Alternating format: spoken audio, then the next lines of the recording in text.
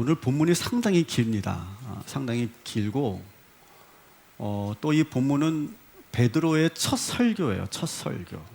그러니까 베드로가 예수님을 따라다니는 제자일 때는 한 번도 설교를 안 해봤을 거예요.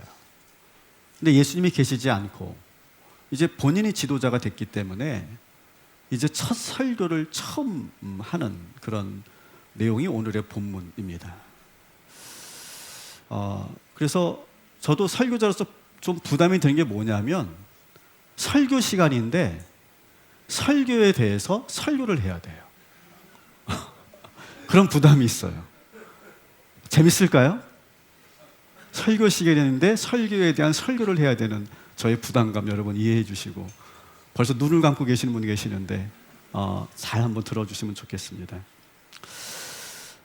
베드로의 첫 설교 어땠을까요? 많이 떨렸겠죠. 오늘 정근영 자매님 나오실 때 이렇게 약간의 그 떨림과 또 울림이 있었는데 많이 떨리셨죠? 네, 그래 잘하셨어요. 아주 간증을 이렇게 잘하셨습니다.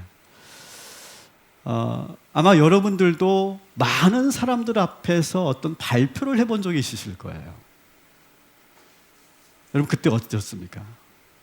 뭐 설교는 아니지만 뭐 가령 논문을 발표한다든지 아니면 어떤 사람들 앞에서 프레젠테이션을 한다든지 뭐 아니면 연주를 한다든지 뭐 많은 사람들 앞에서 노래를 한다든지 공연을 한다든지 아마 그런 경험을 해보셨을 거라고 생각합니다. 지난주 저희 딸한테 전화가 왔는데 한 주간 무슨 일 있었니 물어봤더니 경연 프레젠테이션을 했대요. 그게 뭐니? 경연 프레젠테이션이 그랬더니 경쟁하는 업체, 새 업체, 광고 회사 새 업체가 프레젠테이션을 해서 거기서 이제 클라이언트가 결정을 하는 그런 경연 프레젠테이션을 했대요. 근데 일본에서도 1, 2위를 다투는 그런 광고 회사들하고 경연을 했다는 거예요. 자기가 거기서 PT를 했대요. 어떻게 됐니? 그랬더니 우리가 이겼어 아빠 이렇게 얘기하더라고요. 네. 아빠를 닮은 게 아닌가 이렇게 생각이 듭니다. 네. 여러분 많은 사람들이 주목하고 있는 그 자리 바로 이 자리죠. 지금 여러분은 지금 저만 보고 있잖아요. 그죠? 그 모든 시선을 한 몸에 받으면서 그러면서 조용히 저 설교자가 뭘 말하려고 하는지 일거수일투족을 그대로 다 보고 있는 그 느낌, 이게 여러분 여기에 안 서봐서 그렇지 이거 정말 어려운 거거든요. 더구나 저는 MBTI를 보면 슈퍼 울트라 대문자 A예요. 아주 극단적으로 I 성향이 되게 강한 사람입니다. 그래서 제가 사실 이 자리에 섰다가 내려가면 완전히 딴 사람이 되잖아요. 눈도 잘 못 마주치고 이렇게 말도 잘 못하는 그런 사람입니다. 근데 여기에 서서는 제가 하고는 있지만 정말 사실은 내적으로는 죽을 맛이에요. 진짜 얼마나 부담이 되는지 몰라요. 저는 뭐 슈퍼 울트라 대문자 I이기 때문에 저는 고등학교 때까지 초등학교, 중학교, 고등학교 때까지 한 번도 이렇게 앞으로 나와서 발표를 해본 적이 없어요. 그리고 손 들고 질문을 해본 적도 없는, 그냥 반에서는 존재감이 없는 그런 아이였어요. 대학 가서는 좀 달라졌지만 그런 제가 이렇게 지금 설교를 하고 있다는 것 자체가 기적이고 성령께서 저와 함께 하시기 때문에 제가 이 자리에 서 있는 것임을 여러분 기억하시기 바랍니다. 오늘 베드로도 많은 사람들 앞에서 지금 설교를 하는데 문제는 베드로는 저보다 더 두려웠을 거라는 거예요. 왜냐하면 그 앞에 베드로의 설교를 듣는 사람들이 문제가 많아요. 그래도 여러분들은 제가 설교를 할 때 이미 여러분들은 은혜 받을 준비가 돼 있어. 일단 들을 준비가 돼 있고 제가 좀만 뭐라고 하면 다 아멘 아멘 할 거야. 그럴 준비가 되어 있다고. 근데 베드로가 설교를 했던 그 앞에 있는 회중들은 어떤 사람들이냐? 유대인들이에요. 유대인들. 어떤 유대인들? 예수님을 잡아 죽인 유대인들. 그래서 조금만 베드로가 말실수를 하거나 조금만 이상한 발언을 하면 금방 돌이 날아오거나 잡아가거나 아니면 예수님처럼 아마 죽일지도 모르는 그 대상들 앞에서 설교를 하고 있는 거예요. 첫 설교인데 정말 강적들을 만난 거죠. 제가 설교를 하고 강의를 하면서 제가 가장 힘들었던 그런 그 설교와 강의가 있어요. 첫 번째 제가 기억나는, 정말 지금도 생각하면 막 죽음으로 들어가고 싶은 그런 강의가 하나 있었는데, 어느 정신과 원장님이 저한테 부탁을 하시는 거예요. 목사님, 저희 병원에 오셔서 우리 의사 선생님들하고 간호사들 앞에서 강의를 해달라는 거예요. 제가 어떻게 그런 거 합니까? 그리고 뭘 해야 돼요? 했더니 정신건강에 대해서 해달래. 아니, 거기 지금 정신과 의사들하고 간호사들 앞에서 제가 정신건강에 대한 그러한 강의를 해달라는, 그것도 시리즈로 해서 4주를 해달라는 거예요. 와, 근데 제가 가서 이제 합니다. 이제 강의를 하는데 어땠을까요? 물론 그 의사 선생님들이 참 겸손하시더라고요. 제가 강의를 하는데 정말 경청해 주시고 잘 들어주셨어요. 그 간호사 선생님들도. 근데 저는 계속 쫄리는 거예요. 왠지 내가 막 이렇게 이런 얘기 다 알 텐데, 이런 이론들, 이런 내용들 이미 다 저분들은 다 습득하고 알고 있는 건데, 이걸 내가 어떻게 자신 있게 이야기하지? 그런 그 두려움이 있으니까요. 얼마나 그 강의가 힘들었는지 몰라요. 겉으로는 그냥 그 강의가 잘 끝났지만 저는 끝나고 나면 막 그냥 완전히 지치는, 막 탈진하는 그런 것 같은 그런 부담감을 느꼈었어요. 두 번째 제가 힘들었던 강의는 설교인데, 이번 설교는 장로님들이 한 50분 계시는 곳에 설교를 하는데 이분들이 짰나 봐. 내가 아무리 재밌는 얘기를 해도 웃지를 않는 거야. 웃기면 웃지. 웃으려고 하다가 하고 탁 이렇게 멈추는 그런 장로님들이 계시고 반응이 거의 없는 그런 장로님들이신 거예요. 그래서 이 장로님들만 모이면 안 되는구나, 그런 걸 제가 느꼈고, 또 제가 힘들었던 강의 중에 하나가 감신대 대학원에 가서 우리 신학생들에게 제 강의를 하는데, 제가 설교만 해봤잖아요. 설교를 할 때 성도들은 막 조금만 우리가 뭐 하면 아멘 하고, 막 제가 웃긴 얘기하면 웃어주고 또 고개를 끄덕여주고 뭐 피드백이 있잖아, 이렇게. 지금도 여러분 피드백을 해주시거든요, 몇 분 빼놓고는. 근데 얘네들은요, 강의를 하잖아요, 아무 반응이 없어요. 그래서 좀 이렇게 분위기가 좀 어색하니까 내가 좀 웃긴 얘기를 하잖아요, 그럼 비웃어요. 웃는 게 아니야. 그리고 눈도 안 마주치고 계속 뭘 하고 있어. 노트북으로 봉을 막 치는데 뭐 강의를 치는 건지 뭐 딴 걸 하는지 모르겠어요. 이놈들 진짜 고약하다. 근데 제가 학교 다닐 때 그랬어요. 저 진짜 막 교수님들 강의하면 진짜 막 그랬던 학생인데, 제가 되로 주고 말로 받았어요. 그래서 정말로 제가 감신대 강의를 힘들어 했었던 경험이 있습니다. 그리고 이 베드로의 이 첫 설교를 제가 이렇게 묵상하면서 저의 첫 설교가 또 떠오르는 거 있죠.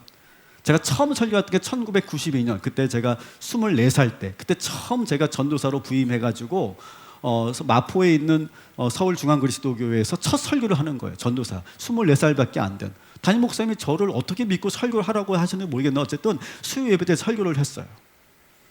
그때가 기억이 나고, 또 두 번째 기억이 나는 첫 설교는 제가 이제 단독 목회를, 이제 학교를 다 졸업하고 단독 목회를 이제 대천 청라제일교로 갔잖아요. 이제 첫 수요 예배를 드리는데 제가 이제 부임을 해가지고 교인이 그래도 있대. 그래서 교인이라고 해서 딱 보니까 한 10분 정도 계시는데 그 10분 가정을 제가 다 돌았어. 아침부터 오후까지 쭉 돌고, 다 그 대부분 할머니들이야.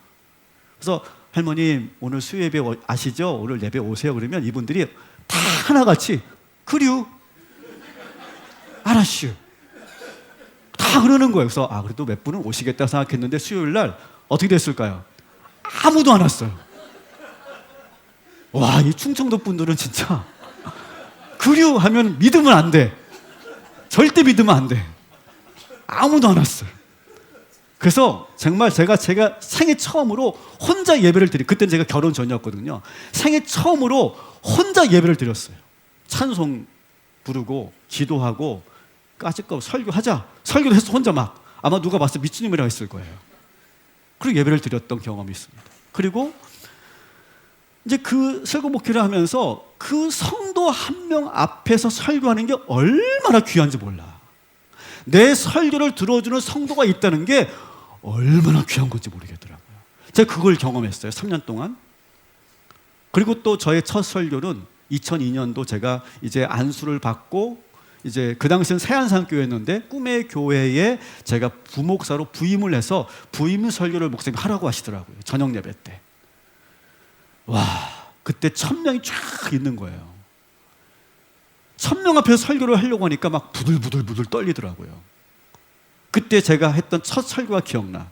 기도가 노동이요, 노동이 기도다. 제목도 이상해. 어쨌든 뭐 그 내용 가지고 막 설교를 막 하고 이렇게 내려왔죠. 근데 참 감사한 게 뭐냐면 우리 성도님들은 설교하고 내려오면 제가 전도사 때도 그렇고 목사 때도 그렇고 목사님 은혜 받았습니다. 은혜 받았습니다. 그래요. 그럼 제가 착각하는 거예요. 아, 오늘 내가 설교를 잘했나 보다. 절대 아니죠. 그래서 제가 뒤늦게 알았어요. 성도들이 은혜롭게 들어준 거야. 전도사가 설교하는데 얼마나 서툴고 미숙했겠어요. 뭐 제대로 내용이나 뭐 전달이 제대로 됐겠어요. 근데 그거를 은혜롭게 들어주고 하나님의 말씀이라고 들어준 거죠. 제가 그래서 우리 부사역자들한테 항상 제가 얘기합니다. 이렇게 설교할 수 있는 강단과 기회가 있다는 게 얼마나 감사한 일인지 모르고 이렇게 성도들이 우리의 설교를 들어준다는 것이 얼마나 감사한 일인지 기억해야 된다. 착각하지 말아라. 내가 설교를 내가 열심히 준비해서 설교하면 성도들이 은혜 받을 거야. 아니야. 그게 아니에요. 은혜로운 마음으로 우리 성도들이 그 우리의 설교를 들어주는 거다. 저는 그것을 늘 가르칩니다. 제가 목회를 이제 전우사 때부터 이렇게 쭉 횟수를 따져보면 제가 36년 목회를 했고 제가 설교를 몇 번 정도 했을까요? 지금까지? 대략 제가 정확히 세어보지는 않았지만 제가 한 4,000번 정도 설교한 거예요. 4,000번 정도. 근데 저는 지금도 떨리거든요. 지금도 이 단 앞에 서면 지금도 떨리고 그리고 설교를 준비할 때 엄청 온 힘을 다해 제가 긴장하고 그리고 쏟아내듯이 제가 설교를 준비하죠. 자, 그런데 여러분 이 베드로가 그 유대인들 앞에서 설교하는 것은요 저보다 몇십 배, 몇백 배는 더 위험하고 어려운 환경이었다는 거예요. 근데 이 베드로가 성령의 능력을 힘입어서 담대하게 그들 앞에서 선포하는 거예요. 제가 수없는 설교를 하면서 제가 깨달은 게 있어요. 내가 설교를 잘해서 성도들이 은혜 받는 것이 아니라 그 예배 가운데 성령님이 함께 하시면 은혜가 넘치는 줄 믿습니다. 설교자가 조금 부족해도 성령께서 함께 하시고 부어주시면 우리 성도들이 은혜를 받는 거지 그 한 사람의 설교자가 설교를 잘하면 얼마나 잘하겠어요. 설교 잘한다고 은혜 받는 것이 아니라 성령께서 함께 하실 때 은혜를 받게 되는 줄 믿습니다. 저는 오늘도 그렇게 되기를 원해요. 제가 좋은 설교를 하는 게 아니라 설교를 잘하는 게 아니라 여러분 마음을 여시는 성령께서 함께 하셔서 성령의 부어주시는 은혜를 받으시기를 주님의 이름으로 축원합니다. 자, 베드로는 이제 그 유대인들 앞에 설교를 하는 거예요. 자, 첫 번째 설교 내용은 뭐냐? 이런 거예요. 지금 이 초대교회 성도들이 은혜 받고 방언으로 사람들 앞에 나가서 전도를 하잖아요. 복음을 전하잖아요. 근데 그 모습을 보고 이 유대인들이 뭐라고 조롱했다고 했습니까? 술 먹었다 지금. 술 먹고 횡설수설하는 거다. 이렇게 조롱할 때 지금 베드로가 나서서 지금 설교하는 거예요. 아니다. 여러분 아니에요. 지금 우리 성도들이 지금 여러분 앞에 이렇게 방언으로 전도하고 복음을 증거하는 것은 술 취해서가 아닙니다. 이 현상은 분명히 구약 성경에 있는 겁니다. 그냥 이것은 어떤 그냥 신비로운 어떤 그런 이상한 그런 현상이 아니라 성경에 있는 겁니다. 라고 하면서 구약 성경을 인용합니다. 그래서 요엘 선지자의 그 요엘서의 말씀을 직접 인용해서 지금 우리 성도들이 받은 이 성령의 역사는 성경에 기록되어 있는 것이다 라고 하는 것을 인용을 하고 있어요. 자, 오늘 본문 16절부터 18절까지 같이 읽겠습니다. 이는 곧 선지자 요엘을 통하여 말씀하신 것이니 일러스되 하나님이 말씀하시기를 말세에 내가 내 영을 모든 육체에 부어주리니 너희의 자녀들은 예언할 것이요 너희의 젊은이들은 환상을 보고 너희의 늙은이들은 꿈을 꾸리라. 그때 내가 내 영을 내 남종과 여종들에게 부어주리니 그들이 예언할 것이요. 아멘. 여러분, 우리 성도들이 지금 성령 충만한 건데 이 성령의 역사는 이미 요엘 선지자가 하신 말씀을 그대로 성취된 겁니다 라고 성경을 인용하고 있어요. 여러분, 이 작업이 대단히 중요한 이유가 뭐냐 하면, 여러분 우리가 어떤 신앙생활 하면서 어떤 체험을 하잖아요. 여러 가지 놀라운 체험을 합니다. 특별히 뭐 기도원을 가거나 어떤 성령 집회에 가서 어떤 체험을 하잖아요. 근데 그때 그 체험이 성경적인지 신학적으로 문제가 없는지 항상 그것을 우리는 검증해야 돼요. 그냥 신기한 현상이 나타났다고 무조건 그게 성령의 역사라고 믿으면 안 된다는 거예요. 그리고 실제로 이 성령 사역 현장에서는요, 정말 가보면 정말 다양한 현상이 나타나는데 때로는요, 저도 목회자지만 정말 어느 때는 말도 안 되는 현상을 가지고 그게 성령이 임한 거라고 그렇게 치부하고 그렇게 말하는 사람들이 있어요. 막 이런 거죠. 아마 여러분들도 뭐 그런 현상을 보신 분들도 계시고 그 현장에 있었던 분도 계실 텐데 막 성령 사역을 하는데 막 성도들이 갑자기 막 떼굴떼굴 굴러 막 바닥을 왜 갑자기 구르는지 모르겠어. 막 떼굴떼굴 구르기도 하고 막 집회 현장을 막 그냥 뱅뱅뱅뱅 돌기도 해. 어떤 사람은 막 계속 끝날 때까지 계속 돌기도 하고, 뭐 어떤 사람들은 막 사탄을 몰아낸다고 막 그 사역자들 막 목을 막 누르고 막 그런 일들, 막 거칠 말을 막 그 사람에게 막을 쫓아낸다고 막 하기도 하고, 팍 쓰러져 가지고 막 거품을 토하기도 하고, 막 음란막이 물러나라 막 피비 막 꼬고 막 사람들이 막 그런 현상이 나타나기도 하고, 막 안차를 하는데 막 안차를 하다가 너무 심하게 맞아가지고 죽는 경우도 있잖아요. 뉴스에 가끔 보면 막 이렇게 세워놓고 막 이제 안수를 하는데 막 쓰러져요. 쓰러지는데 안 쓰러지잖아. 그럼 어떻게 해? 막 밀어서 쓰러뜨려 막 그렇기도 하기도 하고, 막 그냥 목사가 손 들고 막 기도하면 장풍이 나가는지 막 뒤로 막 나가 떨어지기도 하고, 막 손바닥에 막 금가루가 막 묻어 나온다고 막 하기도 하고, 막 하늘을 보라고 막 하늘 보니까 막 천사가 보인다고 막 그러고, 이재룡 목사 그랬잖아요. 막 저기 천사에 보라고 저기 보인다 천사가 있다고. 근데 그 나중에 보니까 홀로그램이었다면서요. 여러분, 이런 현상들이 무조건 신비하다고 무조건 믿으면 안 된다는 거예요. 성경적인가? 이거 우리는 잘 검증해야 된다라고 하는 거예요. 자, 오늘 오순절에 나타났던 성령의 역사는 그런 게 아니었어요. 따라합시다. 자녀들은 예언을 하고, 청년들은 환상을 보고, 아비들은 뭐 하죠? 꿈을 꾸는 그런 현상이었어요. 자, 이것은 두 가지 의미가 있습니다. 자녀들, 청년들, 아비들, 이건 뭡니까? 성령의 역사는 나이와 상관없다는 거예요. 성별과 상관없다는 거예요. 누구에게든지 공평하게 성령께서 역사하신다. 모든 세대에 역사하신다. 이걸 말하는 거고요. 두 번째는 이 오순절에 나타난 성령의 역사는 뭐냐? 따라합시다. 미래를 보게 하시는 영. 오늘 적어도 이 본문에 나오는 성령의 역사는 미래를 보게 하는 영이라는 거예요. 여러분, 초대교회 성도들이 왜 갑자기 문을 열고 뛰쳐나가서 방언으로 주의 복음을 전가했을까요? 그들은요, 성령의 역사함으로 인해서 미래를 본 거예요. 환상을 보고 꿈을 꾸고 비전을 본 거예요. 그 전에 성도들은 앞으로 어떻게 될까? 예수님이 안 계시는데 우리끼리 어떻게 살까? 그렇게 걱정하고 그래서 두려워서 그들이 숨어 있었는데 성령이 임하니까 미래가 보이기 시작하고 미래가 보이니까 장래의 일이 보이니까 두려움이 사라지는 거예요. 그래서 자기들이 보았던 그 미래의 일을 사람들에게 증거하고 싶어진 거예요. 그게 바로 오순절에 나타났던 성령의 역사다라고 하는 거죠. 사랑하는 성도 여러분, 오늘 우리가 이 예배를 드리면서 성령이 임하시면 우리 모두가 미래를 보게 될 줄 믿습니다. 저는 사춘기를 시작하면서 청소년기를 지나면서 저는 참 어두운 그런 청소년기를 보냈어요.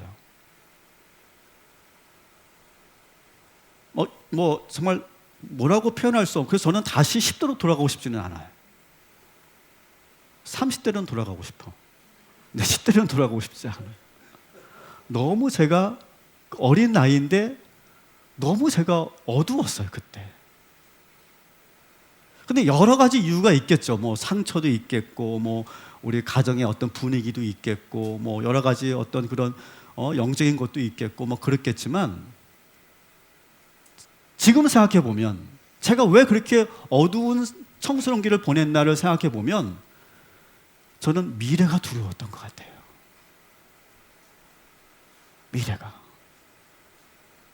공부 못하고 좋은 대학 못 가면 마치 우리 미래가 끝날 것 같은 그런 두려움이 있잖아요. 여러분, 요즘 청소년들과 우리 청년들도 한번 잘 보세요. 지금 우리들보다 더 암울한 현재를 살고 있고 미래는 더 암울하다고 하잖아요. 여러분, 우리 자녀들이 이 세상에서 얼마나 지금 두려움 속에 있을까? 여러분, 그런 생각 해보셨어요?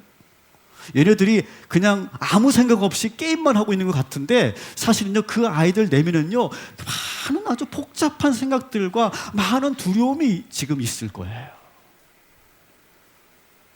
근데 여러분, 이 두려움, 미래에 대한 두려움을 누가 심어줬을까요? 우리 어른들이 심어줬다고 생각해요, 저는. 야, 너 공부 그따위로 해가지고 너 인생 너 어떻게 되려고 그래? 너 제대로 공부 안 하고 너 제대로 된 대학 안 가면 네 인생 끝나는 거야, 이놈아. 정신 똑바로 차려. 그런 말 하나하나가 우리 아이들에게는요, 미래에 대한 두려움으로 가게 되는 거죠.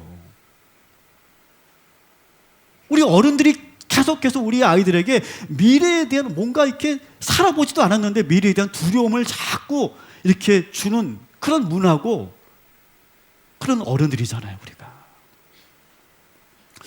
저는 이번 우리 여름 성경학교와 우리 수련회를 위해서 제가 담임 목사로 기도하는 게 있어요. 하나님, 우리 자녀들이 성령을 체험하게 하여 주옵소서.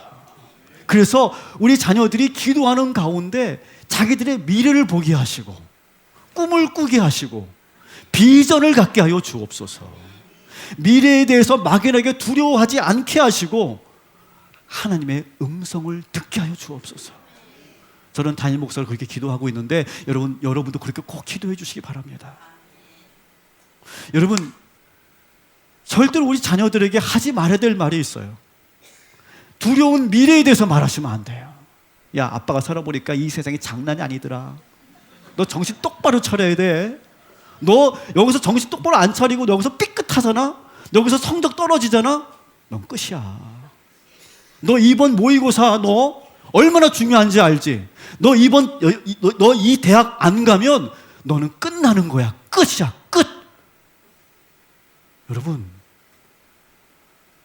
이것이 우리 아이들에게 얼마나 큰 부담을 주는지 몰라요. 얘들아, 아무 걱정하지 마. 하나님이 너와 늘 함께하고 계셔. 그리고 아빠가 있잖아, 뒤에. 아빠가 있어. 그리고 하나님께서 너의 앞길을 인도해 주실 거야. 그리고 뒤에서 아빠는 계속 기도해 줄 거야. 무조건 아빠는 네 편이야. 아빠는 항상 너를 지지할 거야. 다른 사람이 널 못 믿어도 아빠만큼은 널 믿어. 그러니까 걱정하지 마. 다 잘 될 거야. 너 할 수 있어. 할 수 있다니까. 아빠 다 알아. 네가 얼마나 대단한 사람인지. 여러분, 그렇게 말해주는 그런 영적인 부모들 되시기를 주님의 이름으로 축원합니다. 근데 우리가 왜 그렇게 말을 못할까요? 성령이 우리에게 없으니까 우리도 걱정되잖아요. 우리도 미래가 걱정되고 두려운 거예요. 여러분, 아이들만 미래가 두려운 게 아니라 어른들도 어린 아이들만큼이나 여러분 두렵죠. 여기 이제 은퇴가 얼마 남지 않은 분들도 계시고 이미 퇴직하신 분들도 계실 거예요. 앞으로 내가 어떻게 살아야 되지? 내가 이 직장을 나오면 나는 그 다음에 내 인생은 어떻게 되는 거지? 참 생각이 많으실 거예요. 나이가 점점 들면서 내 몸은 점점 약해져 가고 병들어 가고 점점점 노년이 되면서 죽음이라고 하는 것을 내가 꼭 생각해야 되고, 그런 어르신들 여기 많이 있죠.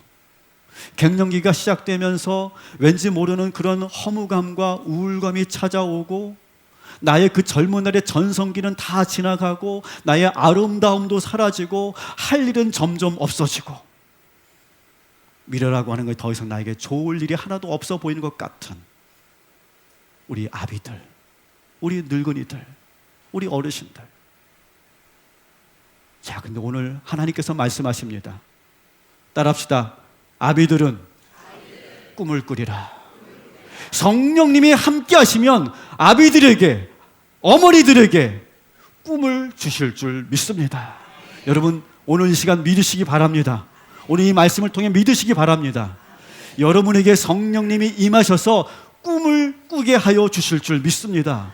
여러분의 미래는 지금 여러분이 걱정하는 것처럼 그렇게 불행하게 되지 않을 것이고, 여러분 그렇게 새로운 소망을 가지시기를 주님의 이름으로 축원합니다. 죽음의 공포가 여러분에게 닥쳐온다 할지라도 여러분 간절한 천국 소망 가지고 우리의 미래를 바라보시기를 주님의 이름으로 축원합니다. 자, 이렇게 베드로는 지금 성도들에게 나타났던 이 놀라운 성령의 역사가 얼마나 성경적인지를 이야기했고, 이제 두 번째 내용은 뭐냐? 이제 본격적으로 예수 그리스도에 대한 복음을 전하고 있어요. 그래서 오늘 본문 22절부터 36절까지는 이제 예수님에 대한, 베드로가 예수님에 대한 그런 설교를 하고 있는 거예요. 자, 이걸 이렇게 한번 해보겠습니다. 이제부터 제가 베드로예요. 그리고 여러분들은 그 앞에 베드로의 설교 듣고 유대인들이라고 생각하고 우리 한번 베드로의 설교를 한번 들어봐 주시면 좋겠습니다. 제가 재구성해서 여러분들에게 전하도록 하겠습니다. 이스라엘 동포 여러분, 제 말씀을 잘 들어주십시오. 잘 들어주시기 바랍니다. 오늘 저는 여러분들에게 나사렛 예수에 대한 말씀을 증거하려고 합니다. 여러분들도 나사렛 예수를 아시죠? 아시죠? 유대인들은 아멘 안 했을 건데 어쨌든 여러분도 익히 들으셨을 겁니다. 예수라는 분이 얼마나 많은 기사와 표적을 보이셨습니까? 여러분은 많은 소문을 들었을 것이고 아마 그 현장에 여러분들이 있었을 수도 있습니다. 그런데 불과 50일 전에 그 거룩한 6월절에 여러분들은 그 예수를 십자가에 못 박아 죽였죠? 여러분들이 예수를 죽였잖아요. 여러분들이 그 바나바의 그 빌라도의 법정에서 예수를 죽이라고 소리친 것이 여러분 아닙니까? 그때 50일 전에? 여러분이 직접 못을 박지 않았어도 여러분들이 그렇게 소리쳤고 여러분들이 그때 모른 척했고 방관했기 때문에 결국 예수가 여러분 때문에 죽으신 겁니다. 여러분 지금 상당히 불편한 눈으로 저를 보고 계시는데 저는 그래도 말하겠습니다. 여러분들이 예수를 죽였습니다. 그러나 하나님께서 그 예수님을 다시 살리셨습니다. 우리는 그것의 부활의 증인입니다. 여러분, 예수님의 부활도 역시 성경에 있는 예언입니다. 다윗은 왕이기 전에 선지자입니다. 그가 시편 10장 16절에 다윗이 이렇게 예언을 합니다.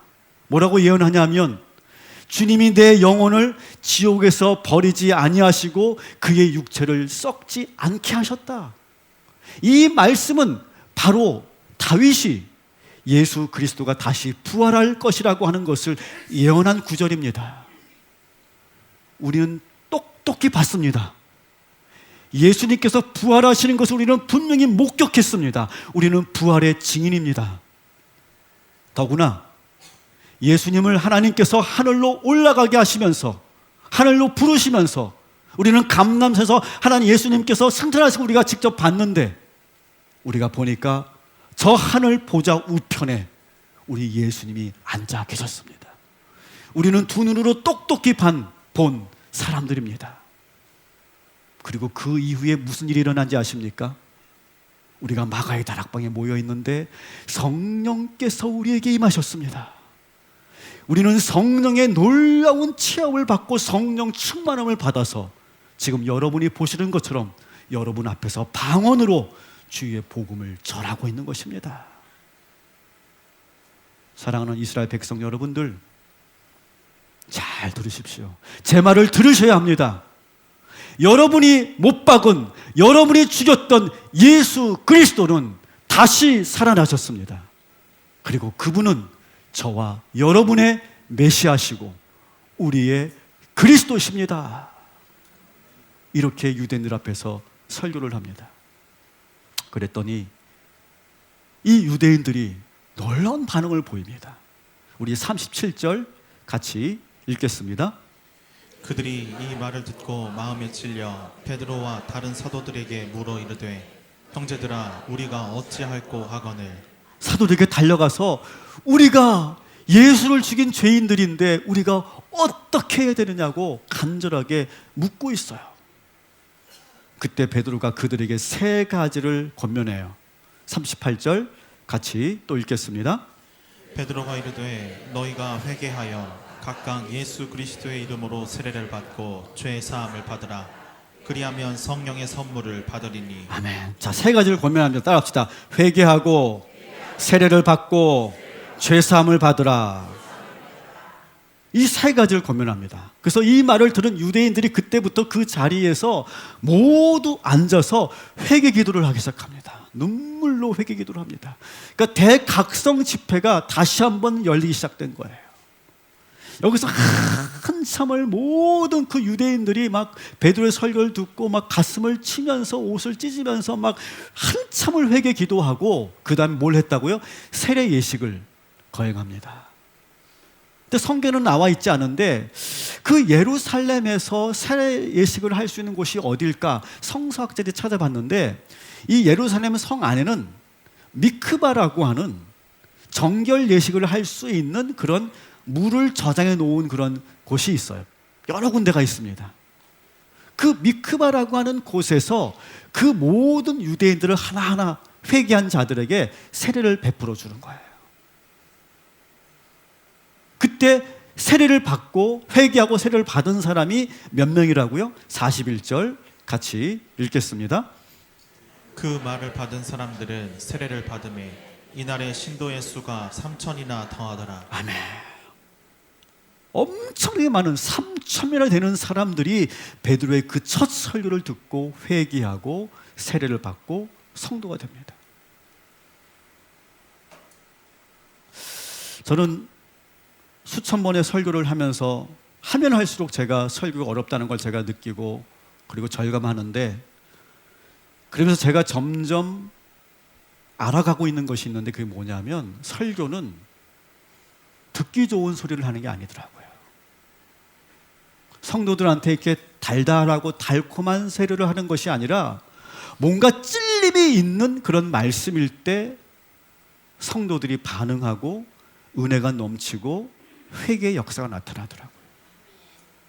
사랑하는 성도 여러분, 오늘도 여러분 이 설교를 들으면서 이 말씀을 들으면서 여러분 마음속에 찔림이 있게 되기를 주님의 이름으로 축원합니다. 여러분의 죄가 떠오르게 되기를 주님의 이름으로 축원합니다. 우리가 얼마나 큰 죄인입니까? 우리가 얼마나 많은 죄를 짓고 살았습니까? 여러분, 그 죄를 주님 앞에 회개할 때에 성령께서 우리에게 임하여 주시는 줄 믿습니다. 그저 듣기 좋은 소리만 하고 끝나는 그런 이 시간이 아니라 여러분 오늘 이 시간 모두 말씀을 듣고 찔림을 받아 회개하시기를 주님의 이름으로 축원합니다. 자, 그렇게 이제 회개하고 그리고 세례를 받고 죄 사함을 받고 나서 비로소 그때 뭐가 임합니까? 성령께서 선물을 주셨다는 거예요. 선물. 여러분 어떤 선물일까요? 성령이 우리에게 주신 선물. 우리는 성령의 선물하면 그러면 우리가 이제 막 이제 돈 잘 벌게 되는 거야? 이제 내가 이제 뭔가 좀 이렇게 내가 하는 일이 다 잘 되는 거야? 그런 거라고 생각하는데 오늘 말씀에 보니까 성령의 선물은 그게 아니더라고요. 마지막 절 42절 같이 읽겠습니다. 그들이 사도의 가르침을 받아 서로 교제하고 떡을 떼며 오로지 기도하기를 힘쓰니라. 아멘. 세 가지 선물입니다. 따라합시다. 사도의 가르침을 받아 서로 교제하고 떡을 떼며 오로지 기도하기를 힘쓰니라. 이 세 가지가 바로 성령의 선물이에요. 자, 이 유대인들이 처음에는 의심의 눈으로 보던 이 유대인들이 성령의 선물을 받고 나서 마음이 변합니다. 사도님, 베드로님, 이제 저희들이 더 말씀을 듣기를 원합니다. 저희들에게 말씀을 가르쳐 주십시오. 그래서 이 유대인들이 이제 회심을 하고 나서 계속해서 사도들에게 말씀을 배우는 거예요. 제자 훈련을 하는 거예요. 여러분, 우리에게 그런 체험이 있죠.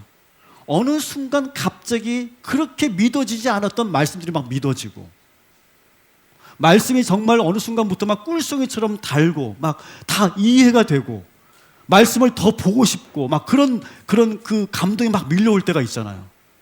없구나. 그럴 때가 있잖아요. 그럴 때가. 제가 꿈의 교회 제가 부사역절에 있을 때 홍인유 권사님이라는 분이 계세요. 홍인유 권사님. 근데 이 홍인유 권사님은요, 그때 제가 있을 때 나이가 그때 연세가 80이었는데 1년에 10독씩 했어요. 성경을. 진짜 거짓말 안 하고 1년에 10독씩 하는 거예요. 그러니까 그분은 일과가 아침에 일어나면 성경 보고 식사하시고 성경 보고 식사하시고 성경 보고 식사하시고 아무데도 안 나가. TV도 안 보셔. 근데 원래 그분이 원래 그랬던 분이 아니고 그분은 그냥 혼자 사시는 분이기 때문에 그냥 늘상 TV를 틀어놓고 사시는 분이었어요. 근데 어느 날 혼자 있는데 그런 음성이 들리더라는 거예요. 성경을 읽어라. 근데 그 음성이 너무 강력하게 들리고 나서 거부할 수가 없더래요. 그래서 그 다음부터 이제 성경을 읽기 시작하는데 그냥 모든 일과가 다 성경만 보는, 그러니까 식독을 하신 거예요. 그게 바로 뭡니까? 성령이 임하면 마음속에 성경에 대한, 말씀에 대한 사모함이 생기고 더 연구하고 싶고 읽고 싶고 그리고 말씀이 막 들리고 믿어지는 은혜, 그것이 성령의 선물인 줄 믿습니다. 두 번째, 따라합시다. 성령이 임하시면 교회가 좋아집니다. 성령이 임하시면 크게 하십시오. 목사님이 좋아집니다. 성령이 임하시면 옆 사람과 이렇게 합시다. 성도들이 이뻐집니다. 네. 두 번째가 바로 그 서로 교제하며 떡을 떼며. 그러니까 모이는 게 좋은 거예요. 자꾸 교회를 오고 싶어지고 성도들과 교제하고 싶어지는 마음, 이게 그 사람이 좋아서가 아니라 나하고 코드가 잘 맞아서가 아니라 내 마음이 열리는 거예요. 내 마음이. 와, 우리 교회 너무 좋다. 그 느낌이 오는 거예요. 물론 그것은 그 교회가 좋아서 교회가 좋다라고 말하는 것도 있겠지만 성령이 함께 하시니까 지금 나의 이 신앙생활이 너무 좋고 내 옆에 있는 성도들이 너무 좋고 잘 맞고 이 사람들하고 내가 영원히 함께 하면 좋을 것 같고 그런 마음이 막 부릴대로 올라오는 거, 이게 바로 성령의 역사인 줄 믿습니다. 따라합시다. 나는 우리 교회가 너무 좋아. 동의하시면 아멘 하시기 바랍니다. 6분 안 하셨어요. 여러분, 성령 충만하지 않으면요, 교회 가기 싫습니다. 말씀이 들려오지 않고요. 그리고 성도를 만나도 저 사람 또 날 상처 주려고, 난 더 이상 사람들하고 나는 상대하지 않을 거야, 그런 마음이 자꾸 드는데 성령이 임하시면 자꾸 떡을 떼며 교제하고 싶은 마음이 생기는 거예요. 이게 성령의 두 번째 선물이에요. 성령의 선물 세 번째 뭡니까? 오로지 기도에 힘쓰게 되더라는 거예요. 성령이 함께하면 그냥 교제만 하고 돌아가는 것이 아니라 모여서 기도에 힘쓰게 되는 거예요. 계속 성령께서 우리에게 말씀하시죠. 기도해라. 기도해야 된다. 기도해라. 제가 최근에 들었던 음성 중에 그거예요. 기도해야 된다. 기도해야 된다. 여러분, 그 음성이 들리고 계십니까? 여러분, 그러면 이미 여러분은 성령의 선물을 받으신 줄 믿으시기 바랍니다. 오늘 저는 여러분들에게 이 성령의 선물 세 가지가 우리 모두에게 임할 수 있도록 여러분을 축복하고 기도하려고 합니다. 여러분도 그렇게 사모하시기를 주님의 이름으로 축원합니다. 아멘.